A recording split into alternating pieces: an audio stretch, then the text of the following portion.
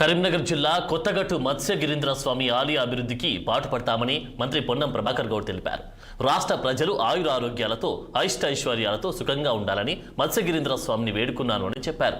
కొత్తగట్టు మత్స్యగిరీంద్ర స్వామి బ్రహ్మోత్సవాల్లో భాగంగా కళ్యాణ కార్యక్రమానికి మంత్రి హాజరయ్యారు.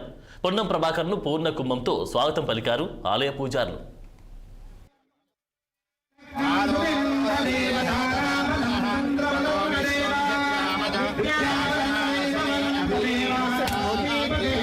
కొత్తగట్టు మత్స్యగిరీంద్ర స్వామిని అనేక సంవత్సరాలుగా దర్శించుకుంటా ఉన్నాం.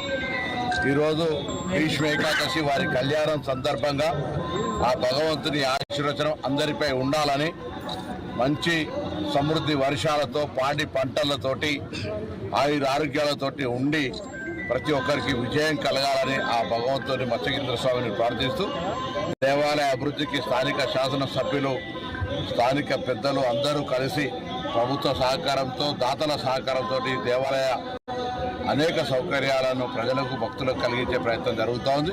తప్పకుండా రాష్ట్ర ప్రభుత్వం తరఫున ఈ దేవాలయ అభివృద్ధికి గతంలో పార్లమెంట్ సభ్యుడిగా ఉన్నప్పుడు ప్రయత్నం చేసినాం.